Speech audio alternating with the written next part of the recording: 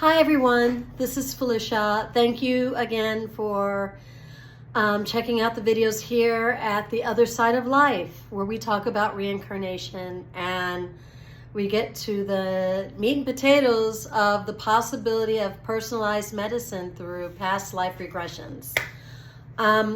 So today we're going to be talking about, people talk about generational curse. I'm sure, well, if you haven't heard of it, a lot of people like to reference it. There's a generational curse. Something is a generational curse.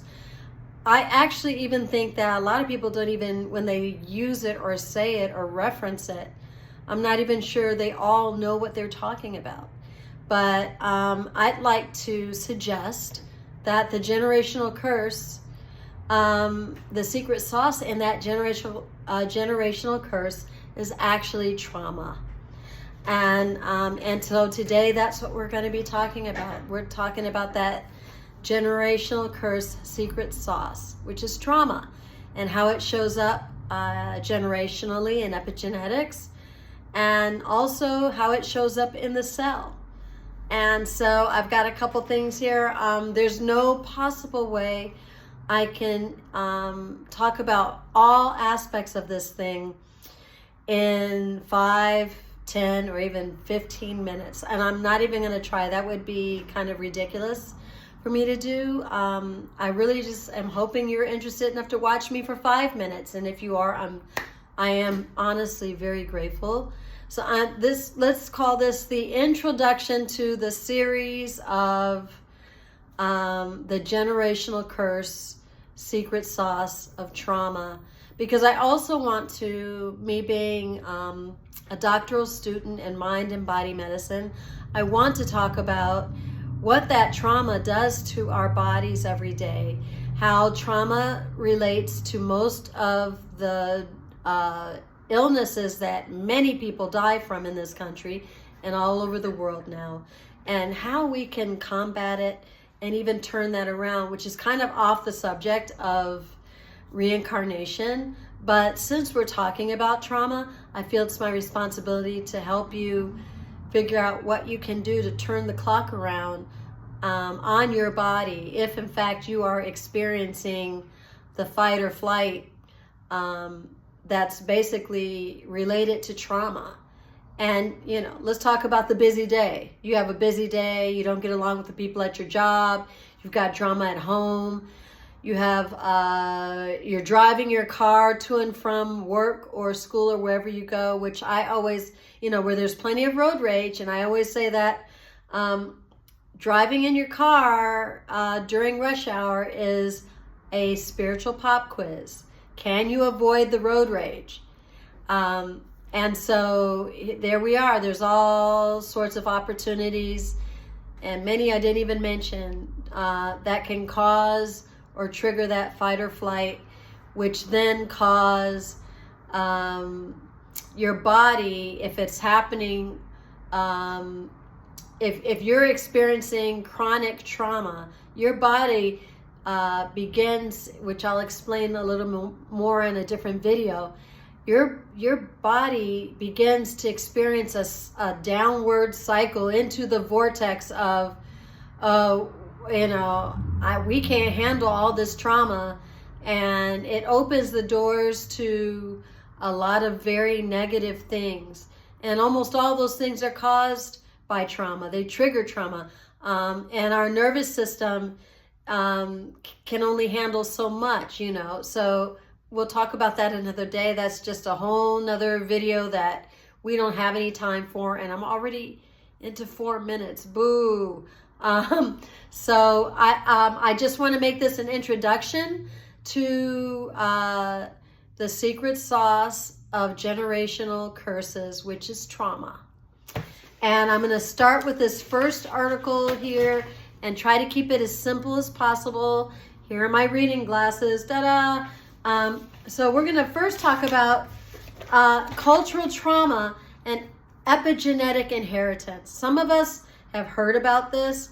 A lot of people don't really know it or understand it. And I'm just going to read a couple of sentences right here on this particular article called Cultural Trauma and Epigenetic Inheritance.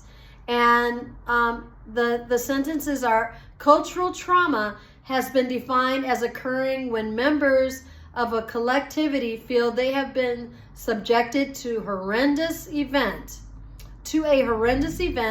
that leaves indelible marks upon their group consciousness, marking their memories forever and changing their future identity in fundamental and irrevocable ways. So let's talk about this. It does. Epigenetics occurs on the cultural level. And we can talk about if you've ever experienced war on any level, you've experienced this. This is something that can change your DNA makeup, and it gets transferred to your offspring. Let's say your kids were experiencing, they were present in a school shooting. You don't have to be an adult. A lot of stuff is triggered from traumatic childhood experiences. There's my segue to this next article, which is called, this is actually infant DNA methylation and an early indicator of intergenerational trauma. So, but back to what I was about to say. There are actually research studies that have picked up on childhood trauma and how that transfers as well. I'm not going to get into that today. It's just way too much. But for this particular article, infant DNA methylation and early indicator of intergenerational trauma, ? Here's what I wanted to read from this one. An individual's DNA-M, which is the DNA coming from your mother, from the mom, profile, first emerges in cellular differentiation during embryogenesis. I talked about embryogenesis before when I was saying, you had this thing that was similar to the Big Bang.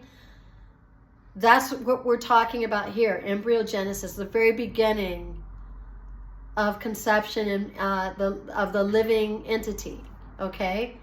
These patterns continue to fluctuate across development and are linked to aging, pubertal shifts, environmental exposures, and a host of disease states. Moreover, DNA-M patterns may provide intermediate biological marks of the interplay of genetic factors and environmental conditions possibly relevant to developmental outcomes. So that's basically saying that it's just proof of intergenerational trauma. So we know that intergenerational trauma can happen for a group of people, like, slavery and the Holocaust are very common ones that everybody talks about.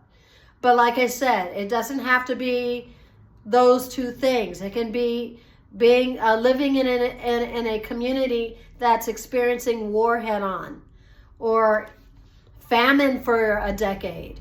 There are many different ways to experience trauma. Okay, and so this one is talking about how at embryogenesis, this trauma that's transferred from the parent shows up. And it doesn't just show up from the mom, it shows up from the father as well. I have another article, I won't take that. There's just too many articles. I'm not trying to beat you over the head with all this information. And I'm almost at 10 minutes. Boo. Okay, so my third article for this just basic introduction is extensive recovery of embryonic enhancer and gene memory stored and hypomethylated enhancer DNA. I know, that's really, really tough biological stuff. I'm not going to try to get you to really understand. I'm going to try to simplify it as best I can, because trust me, it was hard as bleep for me as well when I first read it and everything.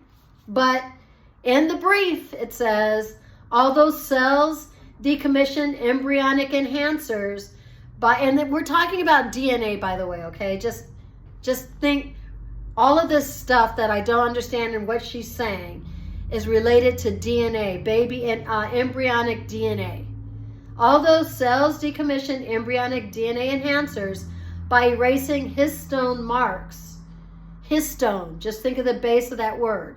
Histone marks. These regions retain hypomethylated DNA into adulthood, preserving an accurate archive. Archive. Think of the word archive. Preserving an accurate archive of tissue-specific developmental CIS elements. CIS is acting DNA sequences. Okay? This epigenetic memory is recovered after prolonged absence of, okay, we're going to get I'm not even going to read the rest of this because I understand it a little bit, but you might not understand any of it. However, if you're really interested, the article will be in the comments, just like I always put them. But, so this is the introduction to, let's get to the meat and potatoes of how cells transfer, cell memory transfers. Have you ever wondered why babies come into this world sick? How does a baby get cancer? How does a baby have other issues and defects when they're born? I'm not saying I have all the answers. I am saying it's worth discovering. It's worth investigating. And I believe that the trauma in an individual's past life can transfer to the next lifetime. It's more work to do, right? It's more school. It's more education for that individual and the individuals that happen to be living and experiencing life around them. Okay, I'm at 12 minutes now. Thank you for your time. Again, I always appreciate you giving me time to talk about my passion for reincarnation and past life regression and how it can eventually be used for personalized medicine. And again, please email, please like. If you have questions, please ask the questions. I appreciate you. Peace.